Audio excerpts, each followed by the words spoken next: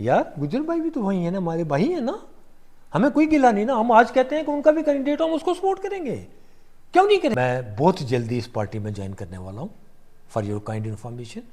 हमारे साथ इस वक्त बातचीत करने के लिए मौजूद हैं रिटायर एक्सियन साहब। टाइम देने का शुक्रिया। आपका बहुत बहुत शुक्रिया, आपने अपना कीमती टाइम निकाला और मेरे इस इम्पॉर्टेंट टॉपिक पे मुझसे व्यूज़ लेने की आपने कोशिश की। सर, जिस तरीके से एसटी को लेकर सर पहाड़ी की काफ़ी लॉन्ग डिमांड थी सर, आप मेरे को बताएं सर, जैसे भी जो है पहाड़ी को एसटी का स्टेटस जो है फिलहाल मिल चुका है, आप इसको किस तरीके से देखते हैं? देखिए, ये एक बहुत बड़ी पुरानी हमारी स्ट्रगल थी एसटी स्टेटस को लेके, पहाड़ियों के लिए, पहाड़ी एथनिक ग्रुप के लिए। Way back if I remember 1974 onwards, rather 78-9, Noorullah Qureshi, Karimullah Qureshi, इन्होंने एक स्ट्रगल स्टार्ट की थी फ्रॉम उड़ी करना, और उसके बाद रफ्ता रफ्ता हमारी पूरी पहाड़ी एथनिक ग्रुप जितना भी था, उसके लीडर जितने भी थे पुराने, जिनमें मैं बड़ी मुतबर्रक शख्सियतें भी हमारी रही हैं, जिसमें हमारे मिर्ज़ा अब्दुल रशीद साहब, आज वो शायद बीमार हैं, बुज़ुर्ग हो गए हैं, लेकिन उन्होंने नहायत ही खुलूस नीयत के साथ इस काज में स्ट्रगल की। रफ़ीक खान साहब मरहूम, सरदार रफ़ीक खान साहब मेंढर से थे, उनका बड़ा इसमें किरदार रहा। मोहम्मद शरीफ तारक, एक्स मिनिस्टर, वो भी आज दुनिया में नहीं है, उनका भी बड़ा स्ट्रगल रही है इस चीज़ में। अल्ताफ़ अपना बुखारी साहब सुनकोर से, उनका भी एक बहुत बड़ा रोल रहा है इस स्ट्रगल को आगे चलाने में। 89 तक हमारी स्टेट गवर्नमेंट ने भी इसको रिकमेंड करके सेंटर में भेजा, लेकिन बदकिस्मती हमारी ये रही कि वो सिंसियरिटी जो हमारी कम्युनिटी में या हमारे लीडरों में होनी चाहिए थी, शायद उसका फुकदान रहा, वो उस हद तक नहीं थी, जिसकी वजह से हम इसका फल, इसका समर जो है हमें ना मिल पाया। फिर अगेन एक स्ट्रगल स्टार्ट रही। हर गवर्नमेंट, ज़्यादातर तो रूल हमारी स्टेट में नेशनल कॉन्फ्रेंस और कांग्रेस ने किया।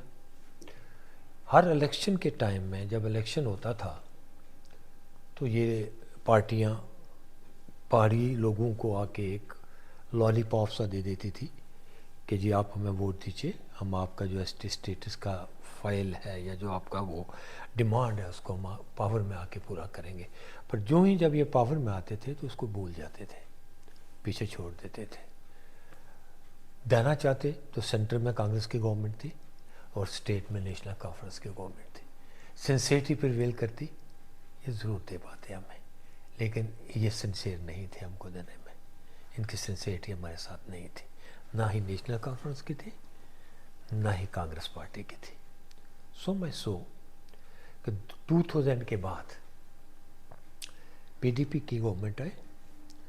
मैं ये कहने से गुरेज नहीं करूँगा यहाँ पे कि पीडीपी की गवर्नमेंट में मुफ्ती मोहम्मद सैयद साहब की मरहूम उनकी सरपरस्ती में रिजर्वेशन एक्ट बना 2004, जिसमें कम से कम एक लेवल तक थोड़ा सा उन्होंने हमें कंसीडर किया कि आरबीए, एएलसी, ओबीसी, ओएससी, जो ये कैटेगरीज थी, इनको इनकॉर्पोरेट किया उस एक्ट में, और उस एक्ट के तहत कुछ रिजर्वेशन रखी हमारे लिए, जिसका बेनिफिट हमारी कम्युनिटी को टाइम एंड अगेन मिलता रहा।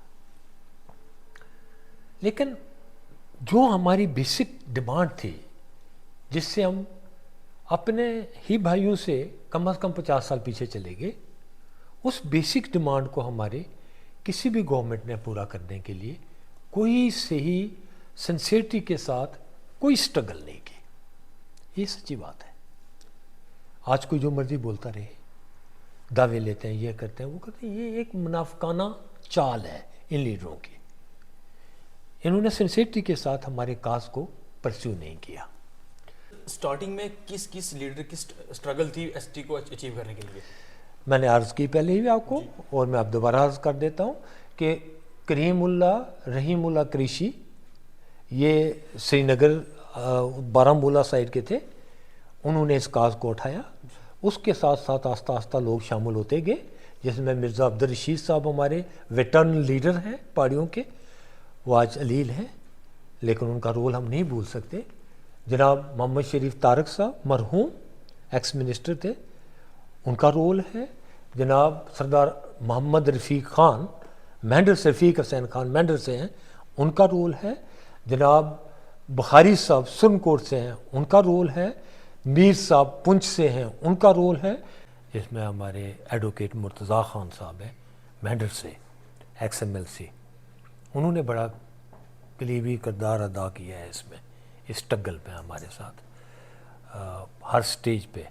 इवन लेट 2000 के बाद मुझे याद है जब 2004 हमारे फिर पहाड़ी JNK पहाड़ी फोरम के जो आज चेयरमैन भी हैं और मुजफ्फर बेग साहब, उनका बड़ा इम्पॉर्टेंट रोल रहा है इसमें, जिसमें हमारे विबोध गुप्ता जी थे XMLC, बहुत इम्पॉर्टेंट रोल अदा किया उन्होंने।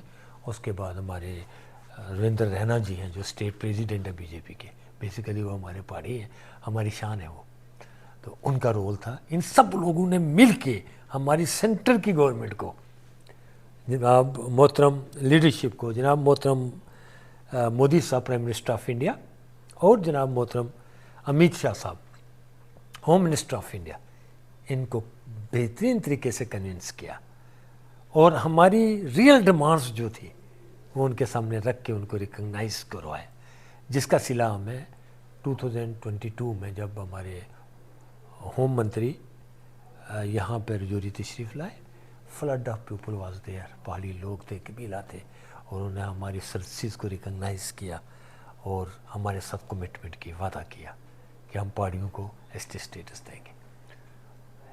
मैं कहता हूँ, मैं दिल की आमीर गहराइयों से अपनी तरफ से भी और अपने पहाड़ी कबीले के लोगों की तरफ से भी जनाब अमित शाह साहब का नहायत दिल की आमीर गहराइयों से खराज तहसीन पेश करता हूँ कि उन्होंने अपने वर्ड्स को अमली जामा बनाते हुए, अपनी कमिटमेंट को पूरा करते हुए पहाड़ियों को ये एसटी स्टेटस देकर एक हिस्टोरिक काम in the history of, in the constitution of India किया, जिसमें उनका रोल और मोदी जी की गवर्नमेंट और मोदी साहब का रोल हम कभी नहीं बोल सकते। काफ़ी सारे लोग जो है बीजेपी को ब्लेम करते हैं कि मुस्लिम के खिलाफ जो है बीजेपी पार्टी जो है मुस्लिम के खिलाफ है। मैं आपसे ये कहूँगा कि मुझे ये बताइएगा कि क्या ये जो छोटे मोटे जो ये होते हैं, जैसे होली पे कोई दंगे हो गए, जैसे ईद पे दंगा हो गया, जैसे आपका दिवाली पे कोई दंगा हो गया, क्या ये पहले नहीं होते थे मुल्क में? आप भी तो गवाह हैं ना, कांग्रेस का टाइम था, इससे 10 गुना ज़्यादा होते थे, 10 गुना, लेकिन उनको मतलब वो उनको नज़र नहीं आते हैं। आज अगर कोई छोटा मोटा, ये ग्रुप्स होते हैं, कोई थोड़े से मिसकरेक्ट्स होते हैं एक ग्रुप से भी और दूसरे ग्रुप से भी, जो आपस में लड़ जाते हैं और वो लड़ाई हो जाती है। इसको मजहबी रंगत देना मैं नहीं समझता ये दानिशमंदी है, अक्लमंदी है, बिल्कुल नहीं। हम सब हिंदुस्तानी हैं, हमें ट्रस्ट करना है अपनी गवर्नमेंट के ऊपर, हमें ट्रस्ट करना है बीजेपी के ऊपर।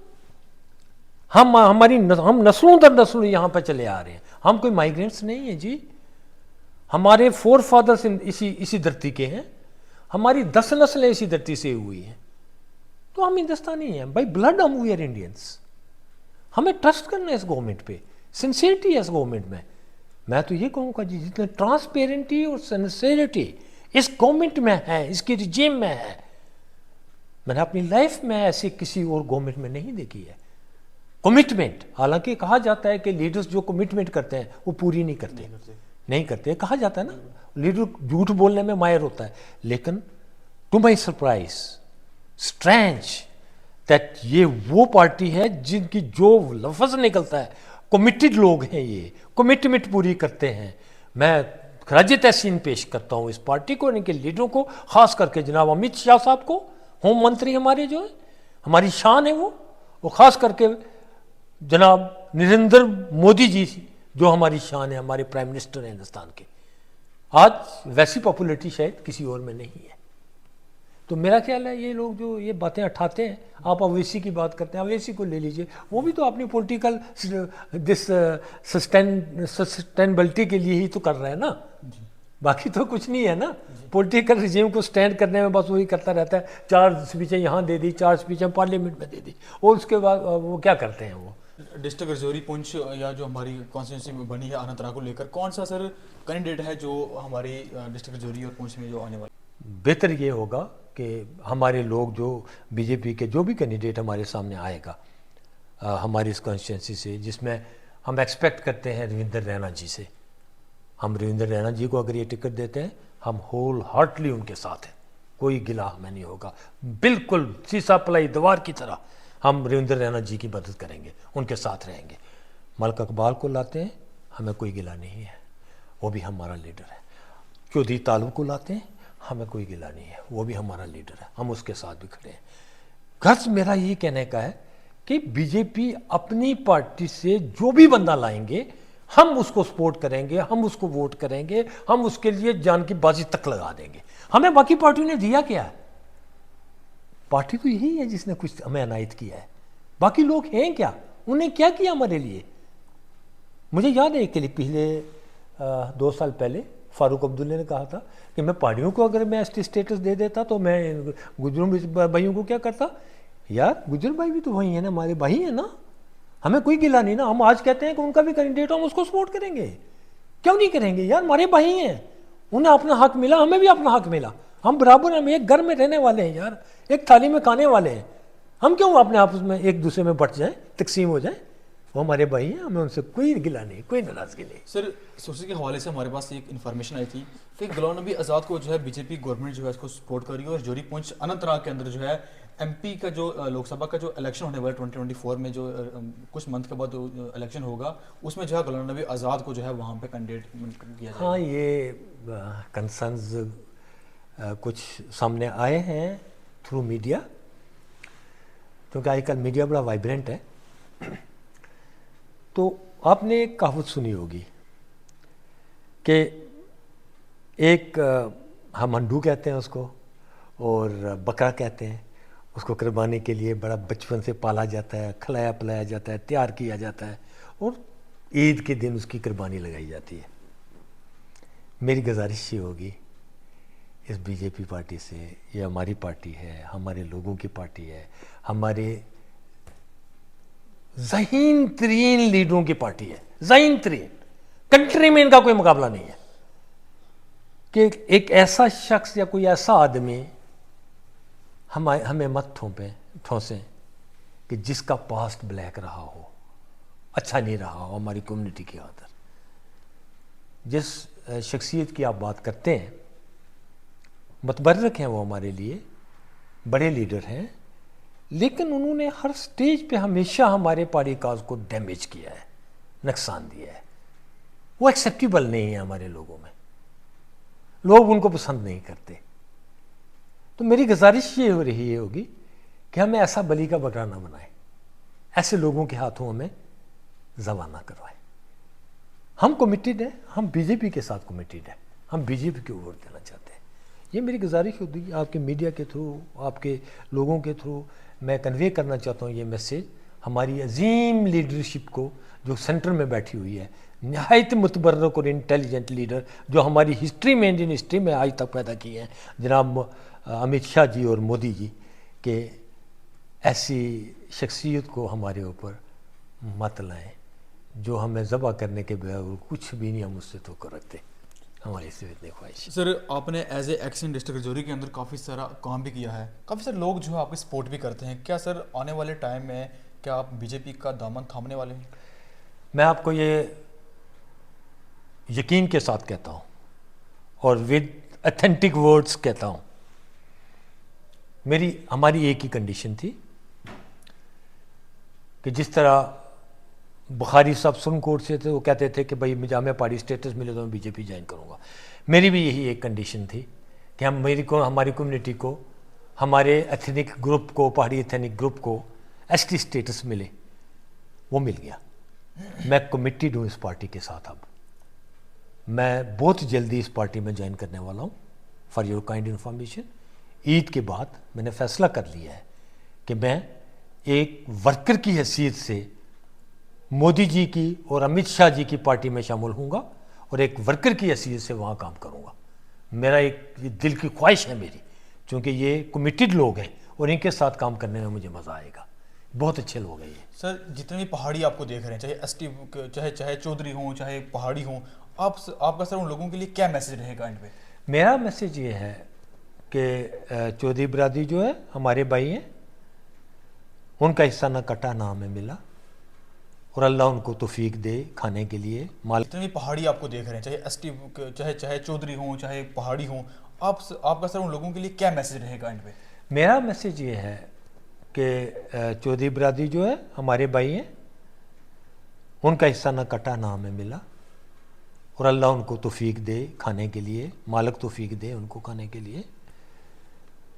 मेरी ये अपील रहेगी उनसे कि आइए अब हम एक प्लेटफार्म पे पहुंच के एक भाईचारे का माहौल क्रिएट करते हैं, नफ़रतों को दूर करते हैं, रंजिशों को दूर करते हैं। हम भाई हैं, हमें शोभा नहीं देता हम लड़ें आपस में, हम एक दूसरे के साथ उलझें। वो मेरे भाई हैं, दीनी भाई भी हैं और वैसे भी मेरे भाई हैं। मैं उनके साथ मुनाफिकत नहीं कर सकता। उनके लिए बेहतरी हो, मुझे दिली सुकून मिलेगा। मेरी अपील ये रहेगी पहाड़ी कबीले से भी और चौधरी बरादरी के कबीले से भी कि हमें जॉइंटली मिल के कलेक्टिवली बीजेपी को सपोर्ट करनी चाहिए और इस पार्टी को सपोर्ट करनी चाहिए। ये सिंसियर, जिसके अंदर सिंसियरिटी प्रिवेल करती है, सिंसियर पार्टी है। सब कोई भूल जाइए, हर ग्रुप में, हर कम्युनिटी में इंतशार पसंद लोग होते हैं जो नफ़रत की बीज बोते हैं, फैलाते हैं नफ़रत। हमें उनको नज़रअंदाज करना चाहिए और in the larger interest of our communities, area and public and in the best interest of our country, हमें सबको मिलजुल के इस पार्टी को सपोर्ट करना है, इसकी लीडरशिप को सपोर्ट करना है और अगले आने वाले इलेक्शन में बढ़ चढ़ के हमें सबको मिल के बीजेपी के कैंडिडेट को कामयाब करना है। Thank you. तो हमारे साथ जो लीडर बैठे हुए हैं, इन्होंने अपना एक ही पॉइंट रखा था। स्टार्टिंग में ये भी बीजेपी के खिलाफ थे सब लोग, इन्होंने एक ही पॉइंट रखा था, अगर पहाड़ी को अपना हक मिलता है हम बीजेपी का दामन थामेंगे। विद इन डे जो है एक्स निसार खान साहब जो है मंजाकोट के अंदर जो है बीजेपी का दामन थामने वाले, और काफ़ी सारी तादाद, काफ़ी सारे लोग जो है हमने इनके सपोर्टिव देखे भी हैं और बहुत ही ज़्यादा सपोर्टर जो है इनको चाहते भी हैं।